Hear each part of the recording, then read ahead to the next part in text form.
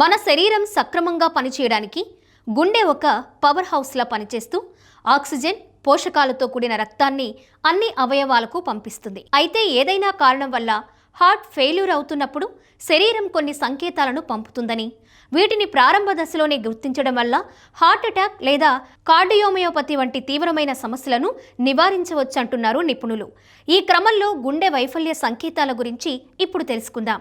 బలహీనమైన గుండె మెదడుకు ఆక్సిజన్తో కూడిన రక్తాన్ని సరఫరా చేయలేనప్పుడు తల తిరగడం లేదా స్పృహ తప్పిపోయినట్లు అనిపిస్తుందని నిపుణులు చెప్తున్నారు.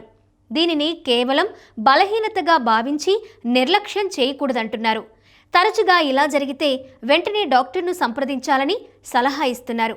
రాత్రిపూట తరచుగా దగ్గు రావడం, శ్వాస తీసుకోవడంలో ఇబ్బంది లేదా పదే పదే మూత్ర విసర్జన కోసం నిద్ర లేవాల్సి రావడం గుండె సమస్యలకు సంకేతం కావచ్చంటున్నారు నిపుణులు. పడుకున్నప్పుడు శరీరంలోని ద్రవాలు ఊపిరితిత్తుల వైపు వెళ్లుతాయని, దీనివల్ల శ్వాస తీసుకోవడం మరింత కష్టమవుతుందని తెలియచేస్తున్నారు. గుండెలో సూదితో గుచ్చినట్లు అనిపించడం, బిగుతుగా ఉండడం లేదా బరువుగా అనిపించడం వంటివి గుండె సమస్యలకు ప్రధాన సంకేతాలంటున్నారు నిపుణులు. ముఖ్యంగా శ్రమ పడినప్పుడు ఇలా అనిపిస్తే అది ఎంజినా లేదా హార్ట్ అటాక్ ముందస్తు సంకేతం కావచ్చని హెచ్చరిస్తున్నారు.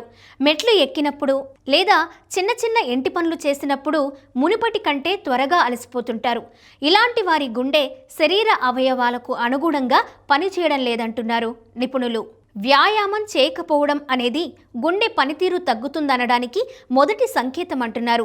చాలా తక్కువ సమయంలో అకస్మాత్తుగా 2-3 కిలోల బరువు పెరిగితే అది కొవ్వు వల్ల కాకుండా శరీరంలో ద్రవాలు పేరుకుపోవడం వల్ల కావచ్చంటున్నారు నిపుణులు. గుండె రక్తాన్ని సమర్థవంతంగా పంపింగ్ చేయనప్పుడు ఇలా జరుగుతుందని పేర్కొంటున్నారు. నిరంతర దగ్గు లేదా పిల్లికూతలు, తెలుపు లేదా గులాబీ రంగు రక్తంతో కూడిన శ్లేష్మం ఉత్పత్తి చేసే దగ్గు వంటి సంకేతాలు గుండె వైఫల్యానికి కారణమని అమెరికన్ హార్ట్ అసోసియేషన్ అధ్యయనం పేర్కొంది. కాబట్టి దీనిని కేవలం ఊపిరితిత్తుల సమస్యగా భావించకూడదని వివరిస్తున్నారు. గుండె వేగంగా కొట్టుకోవడం లేదా లయ తప్పడం వంటివి గుండె రక్తాన్ని పంపింగ్ చేయడానికి పడుతున్న ఇబ్బందిని సూచిస్తాయంటున్నారు నిపుణులు. ఇవి అరిథ్మియా వంటి తీవ్రమైన గుండె సమస్యలకు సంకేతాలు కావచ్చని తెలియజేస్తున్నారు. వేగవంతమైన లేదా క్రమరహిత హృదయ స్పందన గుండె వైఫల్యానికి కారణమని మయో క్లినిక్ అధ్యయనం పేర్కొంది. తగినంత విశ్రాంతి తీసుకున్నప్పటికీ నిరంతరం అలసటగా, బలహీనంగా అనిపిస్తుంటే గుండె తగినంత రక్తాన్ని అవయవాలకు పంపలేకపోతుందని అంటున్నారు నిపుణులు. ఈ సమస్యను చాలామంది నిర్లక్ష్యంగా తీసుకుంటారని, కానీ వెంటనే డాక్టర్లను సంప్రదించాలని చెప్తున్నారు.